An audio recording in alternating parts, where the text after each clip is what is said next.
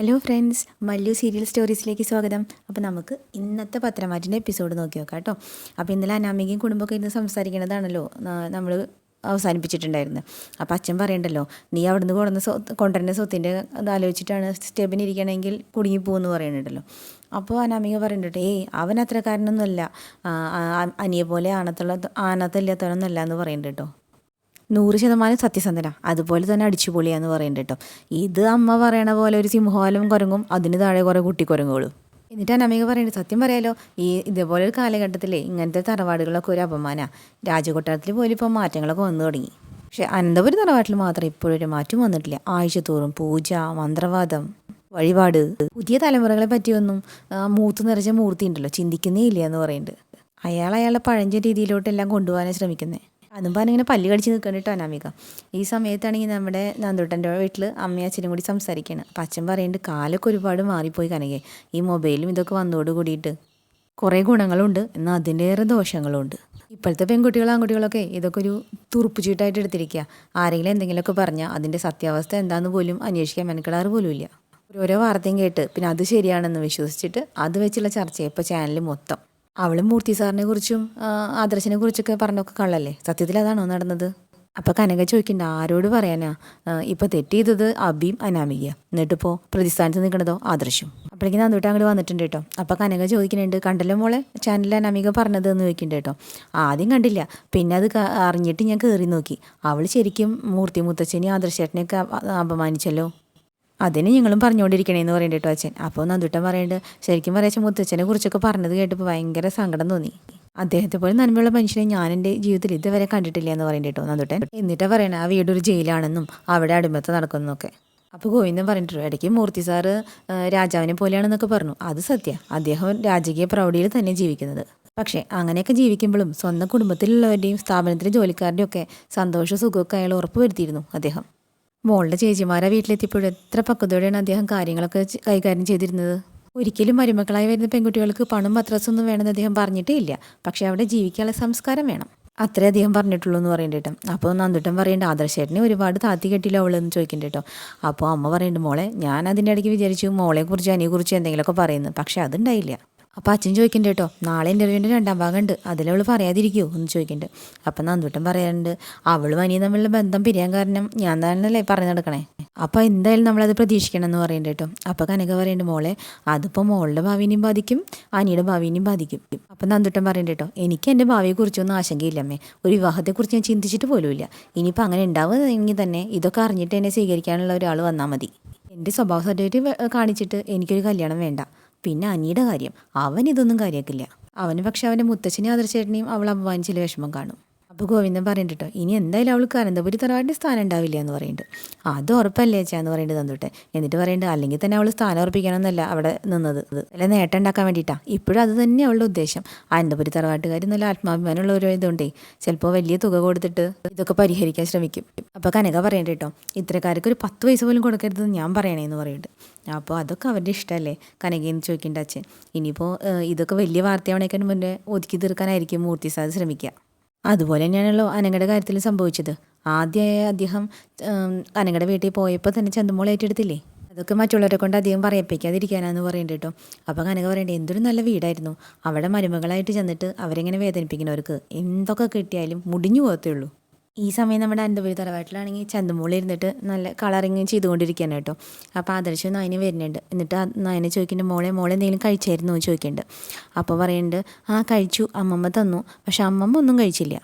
ആരും ഒന്നും കഴിച്ചില്ല എന്ന് പറയുന്നുണ്ട് കേട്ടോ. അപ്പോൾ പറയുന്നുണ്ട്, അത് ശരി, അപ്പോൾ ആരും എന്തൊന്നും കഴിക്കാത്തതെന്ന് ചോദിക്കുന്നുണ്ട് നയന. അപ്പോൾ ആദർശ് പറയുന്നുണ്ട്, എങ്ങനെ കഴിക്കും, അതുപോലെ സംഭവങ്ങളെല്ലാം ഉണ്ടായത്.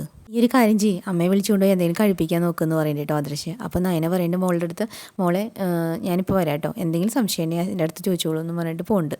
ആദർശ് മോളെ തലോടിയിട്ട് മോളെ എഴുതിക്കോ എന്ന് പറഞ്ഞിട്ട് മോളുടെ അടുത്തിരിക്കുന്നുണ്ട് കേട്ടോ. അപ്പോൾ ഈ സമയത്ത് ദേവയാനി ആകെ അസ്വസ്ഥയായിട്ടിരിക്കുകയാണ് കേട്ടോ. ഇത് നമ്മുടെ നയൻ്റെ അടുത്ത് നിന്നിട്ട് ചോദിക്കുന്നുണ്ട്, അമ്മയ്ക്ക് മരുന്നൊക്കെ കഴിക്കാനുള്ളതല്ലേ, എന്നിട്ട് എന്താ ആഹാരമൊന്നും കഴിക്കാൻ ഞാൻ ചോദിക്കുന്നുണ്ട് കേട്ടോ. അപ്പോൾ ദേവയാനിയും നോക്കുന്നുണ്ട് നയനെ. എന്നിട്ട് ചോദിക്കുന്നുണ്ട്, മോൾ എന്തെങ്കിലും കഴിച്ചായിരുന്നു ചോദിക്കുന്നുണ്ട്. അപ്പോൾ ഇല്ല. എന്നിട്ട് പറയേണ്ടത്, ഈ കുടുംബത്തിൽ ഇത്ര നാൾ ഇങ്ങനൊരു നാണക്കേട് ഉണ്ടായിട്ടില്ലേ മോളെ, അച്ഛൻ്റെയും കാര്യം അമ്മയുടെയും കാര്യം ആലോചിക്കുമ്പോഴാണ് വിഷമം എന്ന് പറയുന്നുണ്ട് കേട്ടോ. അപ്പം നയന പറയണ്ട കേട്ടോ, അനി ഒരുപാട് സഹിച്ചത് അമ്മേ. സത്യം പറഞ്ഞാൽ അവരുടെ ബെഡ്റൂമിനകത്ത് നിന്ന് യുദ്ധമായിരുന്നു. അവളിങ്ങോട്ട് കിടന്നു വന്നത് തന്നെ പ്രതികാര ബുദ്ധിയോട് കൂടിയിട്ടാണ്. അത് മാത്രമല്ല മോളെ, അവളുടെ മനസ്സിൽ സ്വത്തും പണമൊക്കെ തന്നെയായിരുന്നു. അവളുടെ അച്ഛൻ്റെ കടം വീട്ടാനേ അച്ഛനും അമ്മയും മോളും കൂടി തിരഞ്ഞെടുത്തൊരു മാർഗ്ഗമാണ് ഈ കല്യാണം. അവിടെ അനി ബലിയാടായി എന്ന് പറയുന്നുണ്ട് കേട്ടോ. അപ്പം നയന പറയുന്നുണ്ട് ആദർശിനി കുറച്ച് പറഞ്ഞതിനേക്കാൾ അപ്പുറം അവിടെ മുത്തച്ഛനെയും മുത്തശ്ശിയും കുറിച്ചിട്ട് അവൾ പറഞ്ഞേ. അപ്പോൾ അത് ഞാൻ പറയുന്നുണ്ട് മോളെ, അത് ഇന്നത്തെ പെൺകുട്ടികളുടെ ഒരു രീതിയാണ്. ഒരു വീടിനകത്തുള്ളവർ അവിടെ ഏറ്റവും അധികം ബഹുമാനം കൊടുക്കുന്നത് ആർക്കാണോ അവരെ തെരഞ്ഞു പിടിച്ച് ശിക്ഷിക്കും. അത് മറ്റൊന്നും കൊണ്ടല്ല, അവർക്ക് നൊന്താലേ അതിനപ്പുറം മറ്റുള്ളവർക്ക് വേദനിക്കുന്നേ ഈ കൂട്ടർക്ക് നന്നായിട്ട് അറിയാം. അപ്പം നയന പറയണ്ട കേട്ടോ, നമ്മൾ അകത്തുള്ളവർ മാത്രമല്ല അമ്മേ, പുറത്തുള്ളവരും ദൈവത്തെ പോലെ മുത്തച്ഛനെ കാണുന്നത്. അങ്ങനെയുള്ള മുത്തച്ഛൻ്റെ മനസ്സ് വേദനിപ്പിച്ച് അവൾ ഒരു കാലത്തും ഗതി പിടിക്കില്ല എന്ന് പറഞ്ഞിട്ട് നയന പോകുന്നുണ്ട് കേട്ടോ. ഇതിനിടയ്ക്ക് മുത്തശ്ശനും മുത്തശ്ശി ഇങ്ങനെ ആകെ വിഷമിച്ചിരിക്കുകയാണ് കേട്ടോ. മുത്തശ്ശി പറയുന്നുണ്ട് ഞാൻ ഈ തറവാട്ടിൽ വന്നതിന് ശേഷം ഇതുപോലെ ഒരു മാനക്കേട് ഉണ്ടായിട്ടില്ല എന്ന് പറയുന്നുണ്ട് കേട്ടോ. അപ്പോൾ മുത്തശ്ശൻ പറയും താൻ ഈ തറവാട്ടിൽ വന്നതിന് ശേഷം അല്ല, എൻ്റെ ജീവിതത്തിൽ ഇന്നവരെ അങ്ങനെ ഉണ്ടായിട്ടില്ല. തനിക്കറിയാലോ, ഒരു ലോക്സഭ തെരഞ്ഞെടുപ്പിൽ എന്നോട് മത്സരിക്കാൻ പറഞ്ഞതാ. അങ്ങനെ ഞാൻ മത്സരിച്ചാലും എല്ലാവരും ഞാൻ ജയിക്കുന്ന എല്ലാവരും വിശ്വാസം. അത് വേറൊന്നും കൊണ്ടല്ല, മൂർത്തി ജ്വല്ലറിയിൽ നിന്ന് അത്ര ഒരു നല്ലൊരു ഭാഗമാണ് നമ്മൾ ജീവകാരുണ്യ പ്രവർത്തനങ്ങൾക്കായിട്ട് ചിലവഴിക്കുന്നത്. എങ്കിലും അങ്ങനെ ചെയ്തിട്ട് അത് ചെയ്തു എന്ന് ഞാൻ ആരോടും പറഞ്ഞിട്ടില്ല. എന്നാലും പല മാധ്യമങ്ങളും അത് ചകഞ്ഞെടുത്തിട്ട് പ്രദർശിപ്പിച്ചിട്ടുണ്ട്. ഈ പഠിക്കൽ വന്ന് കൈനീട്ടിയവരാർക്കും ഇന്നവർ വെറും കൈയോടെ മടങ്ങിപ്പോകേണ്ടി വന്നിട്ടില്ല. അത് മൂർത്തി ജ്വല്ലറിയിൽ എല്ലാ സ്ഥലങ്ങളിലും അങ്ങനെ തന്നെയാണ്. ഇന്നിപ്പോൾ 14 ജില്ലകളിലായിട്ട് നമുക്ക് 35 ജ്വല്ലറി ഉള്ളത്. നമ്മളെവിടേക്ക് ഉണ്ടോ അവിടെയൊക്കെ നമ്മുടെ പുറകിലാണ് മറ്റുള്ള ജ്വല്ലറിക്കാർ. അങ്ങനെ പേരും പെരുമയ്ക്കുള്ള ഒരു ജ്വല്ലറിയുടെ മുതലാളിനെ ആദ്യ കേട്ടാനും കിട്ടുന്ന ഒരു ചാൻസ് ഉണ്ടല്ലോ, അത് മറ്റുള്ളവർ മുതലാക്കിയിരിക്കും. ഇത് കേട്ടിട്ടോ നമ്മുടെ ആദർശം അങ്ങോട്ട് വരുന്നത്. അപ്പോൾ മുത്തച്ഛനും മുത്തശ്ശനും ചോദിക്കുന്നുണ്ട് എന്താ മോനെ, എന്നെയും നിന്നെയും നിൻ്റെ അനിയനെ കുറിച്ചൊക്കെ പറഞ്ഞത് നിനക്ക് വിഷമമായോ എന്ന് ചോദിക്കുന്നുണ്ട് കേട്ടോ. അപ്പോൾ ആദർശ് പറയുന്നുണ്ട് ഒന്നും സത്യമല്ലോ മുത്തച്ഛ, അതാണ് വിഷമം. അപ്പം മുത്തച്ഛൻ പറയുന്നുണ്ട് കേട്ടോ, പൊതുജനത്തിൻ്റെ വായടപ്പിക്കാൻ നമുക്ക് പറ്റില്ല മോനെ, അത് നമ്മളറിയണ ആരും ഇത് വിശ്വസിക്കില്ല. എന്നാൽ ഇതുപോലുള്ളൊരു കുടുംബത്തിനകത്ത് പൊട്ടിത്തെറികളുണ്ടായ അത് മാധ്യമങ്ങൾ തിരഞ്ഞെടുത്ത് പുറത്തേക്ക് കൊണ്ടുവരുമ്പോൾ കേൾവിക്കാർക്ക് കേൾക്കാൻ ഇത്തിരി ഇഷ്ടമുണ്ടാവും. ആദർശ് പറയുന്നുണ്ട് കേട്ടോ, എന്നെ എന്ത് വേണമെങ്കിൽ പറഞ്ഞോട്ടെ മുത്തശ്ശ, പക്ഷേ മുത്തശ്ശനെയും അവൾ കുറ്റം പറഞ്ഞില്ലേ, ഈ വീടൊരു ജയിലാണെന്ന് വരെ അവൾ പറഞ്ഞു. അപ്പം മുത്തശ്ശി ചോദിക്കേണ്ടത് വീടൊരു ജയിലാണെന്ന് പറഞ്ഞിട്ടാണല്ലോ ഈ സമയത്ത് പലരും മാറി താമസിക്കുന്നത്, എന്നിട്ട് അവർ ജീവിതം ആസ്വദിക്കുന്നുണ്ടോ? മുത്തശ്ശി പറയുന്നുണ്ട് അനാമിയെ പോലുള്ള പെണ്ണും അബിയെ പോലുള്ള ആണുങ്ങളും നമുക്കിടയിൽ ഇന്ന് കൂടുതലാണ് മോനെ, അവർ വിഷം ചീറ്റും. ഇതുപോലെ പല കഥകൾ സൃഷ്ടിച്ചു എന്ന് വരും, പക്ഷെ അതിൽ നമ്മൾ പതറാൻ പാടില്ല. അപ്പോൾ അവൾ ചാനൽ കയറി എന്ന് പറഞ്ഞത് എന്തെങ്കിലുമൊക്കെ മനസ്സിൽ കണ്ടിട്ട് തന്നെയാണ് എന്ന് പറയുന്നുണ്ട് കേട്ടോ മുത്തശ്ശി. അപ്പോൾ മുത്തശ്ശൻ പറയുന്നുണ്ട് അവൾ മനസ്സിൽ കണ്ടതൊന്നും നടക്കില്ല, അനന്തമൂർത്തിനെ അവളുടെ അച്ഛനമ്മ ഇതുവരെ മനസ്സിലാക്കിയിട്ടില്ല. നമ്മളെ അപമാനപ്പെടുത്തിയിട്ട് അതിലൂടെ ആരും ഒന്നും സമ്പാദിക്കാൻ പോകുന്നില്ല. നമ്മൾ നീക്കുപോക്കിന് തയ്യാറാവുന്നും അതിലൂടെ വലിയൊരു തുക കൈപ്പറ്റാമെന്നോ വേണുവിൻ്റെയൊക്കെ വിചാരം. എന്നാൽ അതൊന്നും നടക്കില്ല മോനെ. ആദർശ് അനിയോട് തെറ്റ് ചെയ്തു. അവളാണ് ശകനമുടിക്കൊരു പെൺകുട്ടീനെ ആദ്യമായിട്ട് വീട്ടിലേക്ക് കൊണ്ടുവന്നതും നമുക്കൊക്കെ പരിചയപ്പെടുത്തിയതും. അടുത്തുള്ള വീട്ടിലെ പെൺകുട്ടിയാന്ന് കരുതിയിട്ടാ പിന്നീട് അവളെ ഈ വീട്ടിലെ മരുമകളാക്കാൻ തീരുമാനിച്ചത്. അവന് പരമാവധി ആത്മവിശ്വാസം കൊടുക്കണം എന്ന് പറയുന്നുണ്ട് കേട്ടോ. അപ്പോൾ ആദർശ് ഇങ്ങനെ തലയിട്ടാട്ടുണ്ട്, കേസോ കൂട്ടോ എന്ത് വരട്ടെ, പരമാവധി കാര്യങ്ങളൊക്കെ പറഞ്ഞ് നടക്കട്ടെ. എന്തിനായാലും ശരി, നമ്മുടെ ഭാഗത്ത് ശരിയുള്ളിടത്തോളം കാലം നമ്മൾ പുറത്തുനിന്ന് കുറയ്ക്കണവരെ ശ്രദ്ധിക്കണ്ട. ഓൺലൈൻ ചാനലൊക്കെ കാണുന്നവർ പലരും പാവങ്ങളാ, അവർ കേൾക്കുന്ന കഥകളൊക്കെ സത്യമാണെന്നാണ് കരുതണേ. എന്നാൽ 90% കള്ളാണെന്ന് നമ്മളെ ഉള്ളവർക്ക് മനസ്സിലാവും. അത് മനസ്സിലാക്കാത്തവർ മാത്രമേ ഇതിനൊക്കെ താലോലിക്കൂ. എന്തായാലും അവൾ തുനിഞ്ഞിറങ്ങിയല്ലോ, നമ്മളും അങ്ങനെ തന്നെ.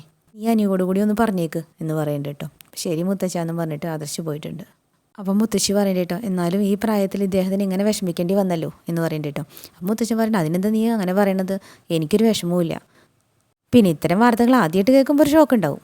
എന്നിട്ട് ചിരിച്ചിട്ട് പറയുന്നുണ്ട് ദൈവത്തിന് പോലും ശനി ബാധിക്കാറുണ്ട്, പിന്നെ സാധാരണ മനുഷ്യന്മാരായി നമ്മളേക്ക് അത് വെറുതെ വിടുമോ? ഇത് നമ്മുടെ മോശം സമയമാണ്, അതുകൊണ്ടാണ് വീടിനകത്ത് അടിക്കടി പ്രശ്നങ്ങൾ ഉണ്ടാവുന്നത്. ഇതങ്ങനെ കണ്ടാൽ മതി. നമ്മുടെ അനിയാണെങ്കിൽ ആകെ വിഷമിച്ചിരിക്കാൻ കേട്ടോ. അപ്പോൾ ആദർശി വന്നിട്ട് ഇങ്ങനെ ആശ്വസിപ്പിച്ചിട്ട് പറയണേ, ഏടാ മുത്തച്ഛനും മുത്തശ്ശിയൊക്കെ നമ്മുടെ കൂടെ തന്നെയാണ്, യാതൊരു വിട്ടുവീഴ്ചയ്ക്കും തയ്യാറാവില്ല എന്നാണ് പറയണേന്ന് പറയുന്നുണ്ട്. അപ്പോൾ അനി പറയുന്നുണ്ട് അങ്ങനെയൊക്കെ എന്നോട് സംസാരിച്ചിരുന്നു, എന്നാലും എനിക്ക് നല്ല വേദനയുണ്ട്. ഞാൻ കാരണം ഈ മുത്തച്ഛനും മുത്തശ്ശി ഉൾപ്പെടെ ഈ കുടുംബത്തിലെല്ലാവരും വിഷമിക്കുന്നുണ്ട്. അപ്പോൾ ആദർശ് വേണ്ട, അത് ഒന്നും പറഞ്ഞിട്ട് കാര്യമില്ല, നിന്നോട് ഞങ്ങൾ എത്ര തവണ പറഞ്ഞതാ നന്നൊരു പിന്നാലെ നടക്കരുതെന്ന് പറയുന്നുണ്ട് കേട്ടോ. അപ്പോൾ അനി പറയും ഏട്ട ഇവിടെ അതല്ലല്ലോ വിഷയം, മറ്റ് നടക്കുന്ന കാര്യങ്ങൾ ഒരുത്തി ഇവിടെ ആകെ ഫ്ലാഷ് ആക്കിയില്ലേ, എല്ലാവരും അത് അറിഞ്ഞില്ലേ? മൂർത്തി ജ്വല്ലറിക്ക് കേരളത്തിൽ മുഴുവൻ ബ്രാഞ്ച് ഉള്ളതുകൊണ്ട് അത് കേരളത്തിൽ മാത്രമല്ല എല്ലായിടത്തും അറിഞ്ഞു കഴിഞ്ഞു. അവിടെ എന്നെക്കാളും മുത്തച്ഛനേക്കാളൊക്കെ വേദനിക്കേണ്ടി വരുന്നത് ആദർശേട്ടനല്ലേ എന്ന് ചോദിക്കുന്നുണ്ട് കേട്ടോ. അപ്പോൾ ആദർശ് പറയേണ്ടേട്ടാ എൻ്റെ വേദനയ്ക്ക് അവിടെ നിൽക്കട്ടെ, അവളുടെ അച്ഛനമ്മയും കൂടിയിട്ടേ ഈ സംഭവം വെച്ചിട്ട് നമ്മളെ ബ്ലാക്ക് മെയിൽ ചെയ്യാനാണ് ശ്രമിച്ചത്. പക്ഷേ അത് തോറ്റു കൊടുക്കില്ല എന്ന് മുത്തച്ഛൻ പറഞ്ഞത്. മറ്റുള്ളവർ നമ്മളെ നോക്കി ചിരിക്കുമ്പോൾ നമ്മുടെ മുഖത്ത് ചിരിയുണ്ടെങ്കിൽ അത് കാര്യമാക്കണ്ടെന്നാണ് മുത്തച്ഛൻ പറഞ്ഞിരിക്കുന്നത്. അപ്പോൾ അനി പറയണ്ട കേട്ടോ, പക്ഷേ ഞാനിതൊന്നല്ല മുത്തച്ഛനെന്ന് പ്രതീക്ഷിച്ചത്, ഈ സംഭവം കണ്ടു കഴിയുമ്പോൾ മുത്തച്ഛനെ വീട്ടിൽ നിന്നും പുറത്താക്കുമെന്നാണ് ഞാൻ വിചാരിച്ചത്.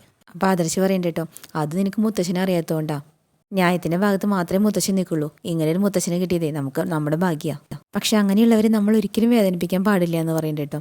എന്നിട്ട് പറയുന്നുണ്ട് ഇത്രയ്ക്ക് സംഭവം ഉണ്ടായിട്ടും നീ നന്ദുവിനെ മനസ്സിനെടുത്ത് കളഞ്ഞിട്ടില്ല, അതാ വിഷമം. അപ്പം അനി പറയുന്നുണ്ട് കേട്ടോ, ഏട്ടാ ഇനിയെങ്കിലും എൻ്റെയും നന്ദുവിൻ്റെയും കാര്യത്തിൽ നേർവഴിക്ക് ചിന്തിക്കണം എന്നാ എനിക്ക് പറയാനുള്ളതെന്ന് പറയുന്നുണ്ട്. അപ്പോൾ ആദർശ് ചോദിക്കേണ്ടത് നീ എന്താ ഉദ്ദേശിക്കുന്നത്? എന്നിട്ട് പറയണ്ട, അനി ഇളയമ്മ ഒരിക്കലും നന്ദുവിനെ മരുമകളായിട്ട് അംഗീകരിക്കില്ല, അവളെ ഇങ്ങോട്ട് കൂട്ടി കൊണ്ടുവരാനും സമ്മതിക്കില്ല.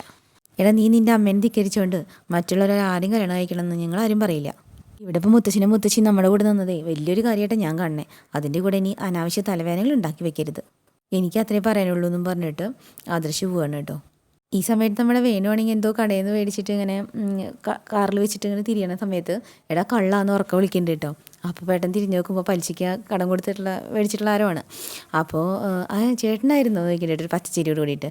എന്തിനാ ചേട്ടാ കള്ളാന്നൊക്കെ വിളിക്കണേന്ന് ചോദിക്കുന്നുണ്ട്. പിന്നെ അപ്പോൾ പറയുന്നുണ്ട്, പിന്നെ പലിശയ്ക്ക് കടം മേടിച്ചിട്ട് തിരിച്ചു തരാത്തതിന് പിന്നെ വേറെ എന്താ വിളിക്കേണ്ടത്? ടി വിയിലൂടെ തന്നെ മോളുടെ കസരത്തൊക്കെ കണ്ടായിരുന്നു എന്ന് പറയുന്നുണ്ട്. വല്ല മെച്ചം ഉണ്ടാവുമോ എന്ന് ചോദിക്കുന്നുണ്ട്. അപ്പോൾ വേണം പറയുന്നത്, മെച്ചം ഉണ്ടാവുമെന്നാ, കോടികൾ വരുന്ന ഏർപ്പാടാ. എനിക്ക് എത്ര തരാണ്ടെന്ന് അറിയാലോ എന്ന് ചോദിക്കുന്നുണ്ട് അയാൾ. പൈസ കിട്ടുന്ന മുറയ്ക്കേ അതെനിക്ക് തന്നു തീർത്തോളണം. പിന്നെ മൂർത്തി ജ്വല്ലറിയോടാണ് കളി, അവരിനി ഏത് വഴിക്ക് പോകുമെന്ന് പറയാൻ പറ്റില്ല എന്നും കൂടി പറയുന്നുണ്ട് കേട്ടോ അയാൾ. വേണു പറയുന്നുണ്ട് കേട്ടോ, എൻ്റെ മോള് റിവ്യൂവിലൂടെ പറഞ്ഞതൊന്നും കള്ളല്ലേ ചേട്ടാ, അതൊക്കെ ഉള്ള കാര്യമെന്ന് പറയുന്നുണ്ട്. അപ്പോൾ അയാൾ പറയുന്നുണ്ട്, അതെ പിന്നെ പോലീസിന് എന്തെങ്കിലും സഹായം വേണമെങ്കിൽ സാറിനോട് പറഞ്ഞോളൂ താൻ, സ്ഥലം സി ഐ ഉണ്ടല്ലോ എൻ്റെ ആളാന്ന് പറയുന്നുണ്ട് കേട്ടോ. ആണോ ഇവിടുത്തെ സി ഐ ചോദിക്കുന്നുണ്ട്. ആ എന്ന് പറയുന്നുണ്ട്. ആടോ എൻ്റെ അനന്തരവനാടോ അയാൾ, ഈ അടുത്ത് തന്നെ എൻ്റെ മോളുടെ അവൻ്റെ കല്യാണം നടത്താനാണ് തീരുമാനിച്ചിരിക്കുന്നത്. അപ്പോൾ വേണു പറഞ്ഞു, ആഹാ അത് കൊള്ളാലോ എന്ന് പറയുന്നുണ്ട് കേട്ടാ. ആ അതുകൊണ്ടാണ് പറഞ്ഞത്, എന്തെങ്കിലും ആവശ്യം ഉണ്ടെങ്കിൽ പറയണമെന്ന്. അയാൾ പോകാൻ നേരത്തെ ഒന്നുകൂടി പറയുന്നുണ്ട് കേട്ടോ, അതെ പിന്നെ മുതലും പലിശയും മറക്കണ്ട, അത് തന്നില്ലെങ്കിലേ പിന്നെ തന്നെ കാണാൻ വരുന്നത് എൻ്റെ അനന്തവനായിരിക്കും. ഈ സമയം നമ്മുടെ നവ്യ അങ്ങനെ ഇറങ്ങി വരുന്നുണ്ട് കേട്ടോ. അപ്പം നയന ചോദിക്കുന്നത്, ചേച്ചി ഇൻ്റർവ്യൂ ഒക്കെ കണ്ടിരുന്നല്ലോ, ഇവിടെ ആരുടെ ഭാഗത്ത് തെറ്റെന്ന് ചേച്ചിക്ക് അറിയാലോ, അതുകൊണ്ട് തന്നെ ഒരിക്കലും ഇളയമ്മയുടെ കൂടെ നിൽക്കരുത്. നവ്യ പറഞ്ഞു, ഒരിക്കലും ഇല്ല എന്ന് പറയുന്നുണ്ട് കേട്ടോ. അനാമിക പറഞ്ഞതൊക്കെ ഒരു പരിധി വരെ തെറ്റാ, ഒരിക്കലും അവൾ മുത്തശ്ശിനും ഇതിലേക്ക് വലിച്ചിടാൻ പാടില്ലായിരുന്നു.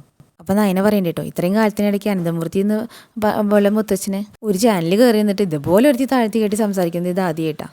അപ്പം നവ്യ പറയുന്നുണ്ട് കേട്ടോ, വേറൊരു കാര്യമുണ്ട് നയനെ, ആദർശേട്ടനെ കുറിച്ച് അവൾ പറഞ്ഞതൊന്നും തെറ്റാണെന്നൊന്നും പറയാൻ എന്നെ കൊണ്ട് പറ്റില്ല. അതുപോലെ തന്നെ ആദർശേട്ടൻ തെറ്റിയിട്ട് മുത്തശ്ശിക്ക് അങ്ങേരെ ന്യായീകരിക്കല്ലേ. നിന്റെ കാര്യം പിന്നെ ഞാൻ പറയണില്ല, നിന്നെ തിരുത്ത് എന്നെ കൊണ്ട് പറ്റില്ല. പക്ഷെ ആദർശം പറയുന്നവരൊക്കെ അങ്ങനെ ചെയ്യാൻ പാടുണ്ടോ ചോദിക്കുന്നുണ്ട് കേട്ടോ. അപ്പോൾ നയന പറയുന്നുണ്ട്, അതിനെക്കുറിച്ചൊന്നും സംസാരിക്കാൻ എനിക്ക് താല്പര്യമില്ല ചേച്ചി, നമ്മൾ ഈ വീട്ടിലെ മരുമക്കളാണ്, അതുകൊണ്ട് ചാനലുകാരൊക്കെ നമ്മളെ തേടി വരും. ആ സമയത്ത് ഇളമയ്ക്കും അനാമയ്ക്കും ഒപ്പം നിൽക്കരുത്, അതേ ഞാൻ പറഞ്ഞുള്ളൂ. അതേപ്പറ്റി നീ പറയേണ്ട കാര്യമൊന്നുമില്ല, ഇവിടെ നിന്നുകൊണ്ട് ഇവിടുത്തെ ആൾക്കാരെ ഞാൻ താറടിക്കില്ല. അവളിപ്പോൾ ഇവിടെയുള്ള ബ്ലാക്ക് മെയിൽ ചെയ്യാൻ ശ്രമിക്കുന്നത്. ഇപ്പോൾ ഒരുപാട് പെൺകുട്ടികൾ ഈ രീതിയിൽ പ്രവർത്തിക്കുന്നുണ്ട്. അവൾ പറയുന്ന കേട്ട തോന്നി വീട്ടിലുള്ള എല്ലാവരും ക്രിമിനലാണെന്ന്. സത്യം പറഞ്ഞാൽ ഇങ്ങനെ ഒരു കുടുംബത്തേക്ക് കയറി വന്നത് നമ്മുടെ മഹാഭാഗ്യമായിട്ട് എനിക്ക് തോന്നണത്. അപ്പോൾ നവ്യ പറയണ്ടേട്ടെ, എനിക്ക് അങ്ങനെ തോന്നിയിട്ടുണ്ട് നിൻ്റെ ജീവിതം കണ്ടിട്ട്. എന്നാൽ ഇപ്പം നിൻ്റെ സ്ഥാനത്ത് ഏതെങ്കിലും പെൺകുട്ടിയായിരുന്നെങ്കിൽ ഈ വീടൊരു നരകാന്നേ പറയുള്ളൂ.